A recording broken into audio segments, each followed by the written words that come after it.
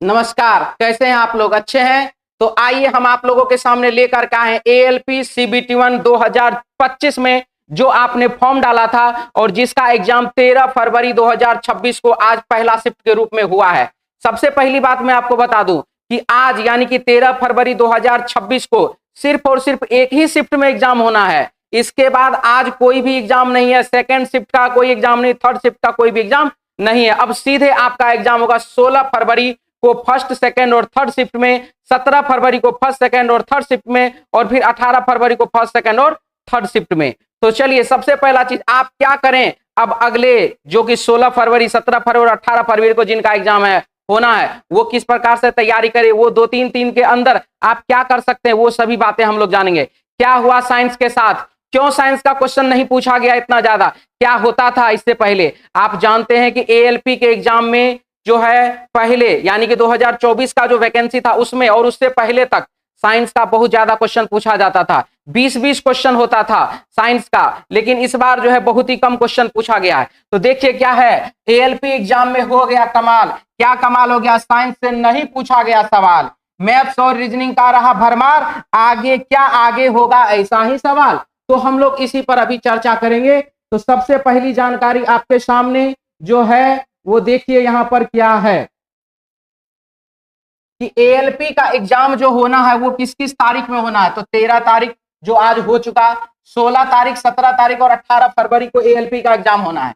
इसके बाद होना है जूनियर इंजीनियर यानी कि जेई का एग्जाम 19-20 और फरवरी को और 3 मार्च को इसका एग्जाम होना है। साथ ही साथ टेक्नीशियन ग्रेड 1 और ग्रेड 3 का एग्जाम होना है 5 मार्च को, 6 मार्च को, 7, 8 और 9 मार्च को इसका एग्जाम होना है।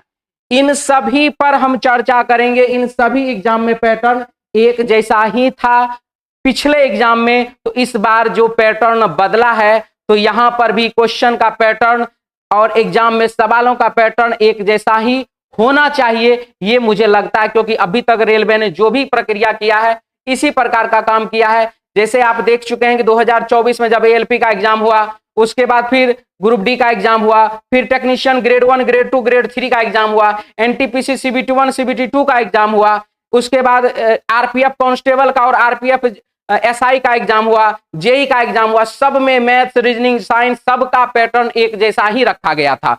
तो क्या इस बार पैटर्न बदलेगा? बिल्कुल भी नहीं। जो पैटर्न इस बार लागू हो चुका है वही पैटर्न आगे भी लागू रहेगा, आप इस चीज के लिए कंफर्म रहिए।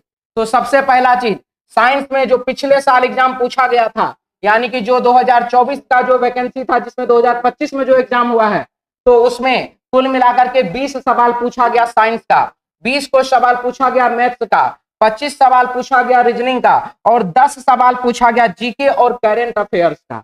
लेकिन इस बार इस एग्जाम में क्या हुआ, जो एग्जाम आज हुआ है 6 से 7 क्वेश्चन रहा सिर्फ और सिर्फ साइंस का, 30 से 32 सवाल रहा आपका मैथ्स का। देख लीजिए डायरेक्ट 10 क्वेश्चन का बढ़ोतरी हो चुका है।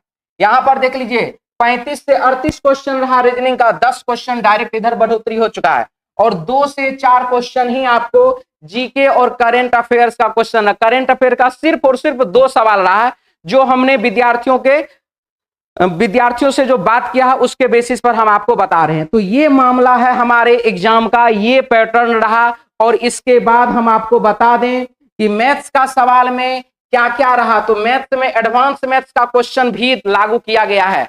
आप लोग एडवांस मैथ्स के क्वेश्चन पर फोकस कर लीजिए मैथ्स में, और साथ ही साथ हम रीजनिंग के टीचर हैं तो रीजनिंग पर ज्यादा चर्चा करेंगे। रीजनिंग का एक एक बात आपको बता रहे हैं। रीजनिंग में कोडिंग, डिकोडिंग क्वेश्चन पूछा गया, एनालॉजी भी पूछा गया, क्लासिफिकेशन भी पूछा गया, सिटिंग अरेंजमेंट का क्वेश्चन बहुत ज्यादा मात्रा में और डिफिकल्ट, मतलब कि घुमावदार क्वेश्चन सब पूछा गया है। सिटिंग अरेंजमेंट का क्वेश्चन का level easy to moderate level रहा है, ये कहने के लिए है कि सर इजी क्वेश्चन से मॉडरेट लेवल यानी कि हाई लेवल क्वेश्चन नहीं दिया गया, बहुत ज्यादा हार्ड क्वेश्चन नहीं दिया गया।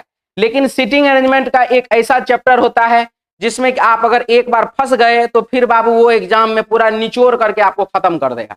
तो इसीलिए सिटिंग अरेंजमेंट का क्वेश्चन उलझाऊ रहा, बहुत ही ज्यादा मतलब घुमावदार क्वेश्चन रहा। लैंग्वेज जो है वो विद्यार्थियों के समझ से बाहर रहा, तो आप उसको मॉडरेट लेवल में रखिए या फिर आप उसको हार्ड लेवल में रखिए। ये अब आप समझदार हैं, इतना तो समझ ही चुके होंगे। साथ ही साथ डायरेक्शन डिस्टेंस का भी क्वेश्चन था और ब्लड रिलेशन का क्वेश्चन भी घुमावदार था। तो इतना बात आप जान लीजिए कि आपका रीजनिंग का जो क्वेश्चन है मोटा मोटी हम यही कहेंगे कि कुछ एक दो चैप्टर ऐसे हैं जिसमें कि घुमावदार क्वेश्चन रहा है, तो आप इस चीज के लिए हो जाइए तैयार। आप अपना प्रैक्टिस जो भी है 2 दिन 3 दिन, अभी जो भी आपका एएलपी का समय है 16 तारीख में, आज तो 13 तारीख हो गया, 14, 15 और 16 यानी कि 2 दिन का समय है आपके पास। आप उस ढंग से अपना तैयारी कर लीजिए। इसके बाद का जो एग्जाम है आपका रेलवे जेई का और टेक्नीशियन ग्रेड 1 और ग्रेड 3 का, उसमें भी ऐसा ही पैटर्न रहेगा, ये बात आप समझ लीजिए। क्योंकि रेलवे ने 2024 के एग्जाम में जो पैटर्न एक बार पकड़ा उसी को उसने पूरा का पूरा ग्रुप डी के एग्जाम तक रखा।